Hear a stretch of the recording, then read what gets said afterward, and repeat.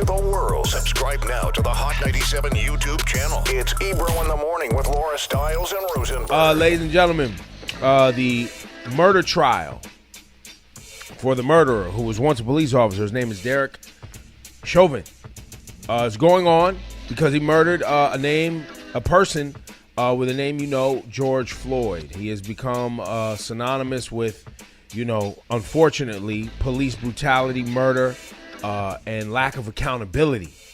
And yesterday, his police chief was on trial and said this. As you reflect on Exhibit 17, I must ask you, is this a trained Minneapolis Police Department defensive tactics technique? It is not. Well, we read the departmental policy on neck restraints. Is this a neck restraint?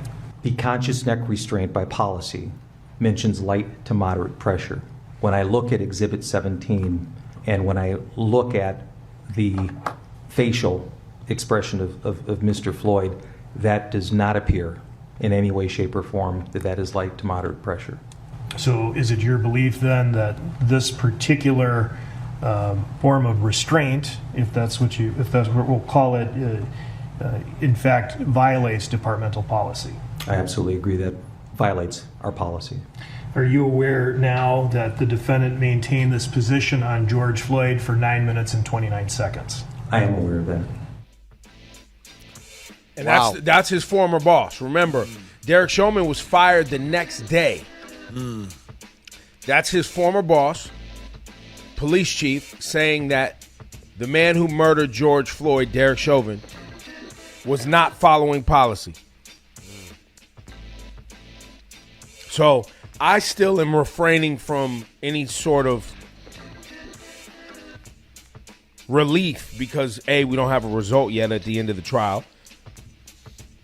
And B, I'm still convinced there's not a scenario where Derek Chauvin, the murderer of George Floyd, is going to get a sentence that I feel is aligned with the crime. Right.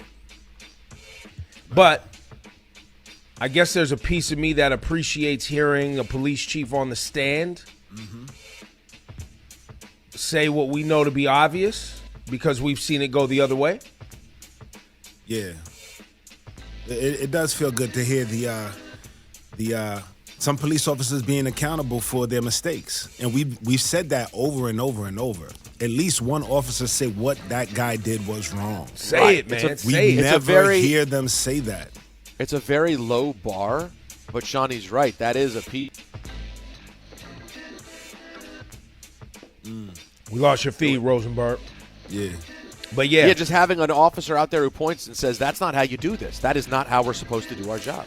Right. We've not heard that before. Well, I mean, not to say never, but it's not often heard. That's right. You know what I mean?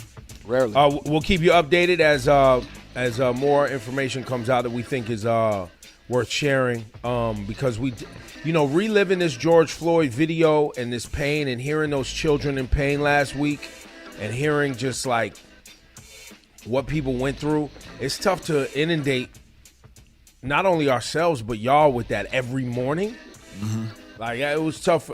Some mornings I hear what's going on with the trial of Derek Chauvin and the murder of George Floyd, and replaying that and reliving that a year later. It's just trauma that I don't think we should be inundating people with every single morning. But we'll get you information like we just did as some important stuff comes up. Also, we reported on Paul Pierce, The Truth, being separating ways, parting ways, they said. The quote is parted ways with ESPN. ESPN had no comment. Paul Pierce, he was living his truth, and it was on IG with strippers and smoking blunts. After parting ways with ESPN, Paul Pierce, I said he hadn't released a statement earlier.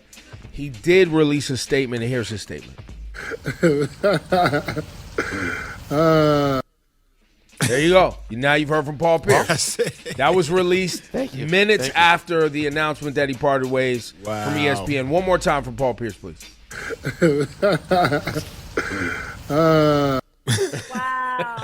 Yo, man, imagine making over $1 million and you lose the job, and that's how you feel. That's got to be good. Word. It's like, hey, man. Oh, well. Now, Rosenberg, our very own Rosenberg, we'll call him Vaccinated Berg, Vaccinated Rosenberg, Rosenvaxberg, something like that. How do you feel this morning after getting your J&J vaccination? Flu-ish. I feel flu-like. It's not great, but it also feels like it doesn't feel like, for me, it doesn't feel like that much. You know, it's I'd have worked today. I probably would have worked today anyway. Right. But going to bed was rough. You know, overnight, definitely a lot of waking up and sort of unpleasant, feverish feeling overnight. But it's not insane. Feels well worth it to be vaccinated. Well, anybody wondering, I couldn't find reports. I heard this, but I couldn't find verification online that anyone over the age of 16 can get the vaccination in New York State now. That's right. Because last week it was 30 and up, and this week it was 16 and up, I believe. Okay. So if we're saying that wrong, please let us know. Also, if you're wondering, 1 in 3 New Yorkers have received at least one dose of the vax. My Lord. 1 in 5 are now fully vaccinated. Okay. So in the last 24 hours, 187,964 vaccination doses have been administered, which means that, you know, we're around almost 200,000 doses a day. So, you know. Thank God for Operation Warp Speed. You know, Ebro? Is that who we were supposed to pick up? No, it was a disaster under that guy. Thank God Joe know, Biden came in. Prove it, Rosenberg. You just sound like a cuck, hater, snowflake. My Lord. We would not be here without the Trumper. Did you see, by the way, Trump's And by here, I beautiful mean with the coronavirus running rampant throughout the country.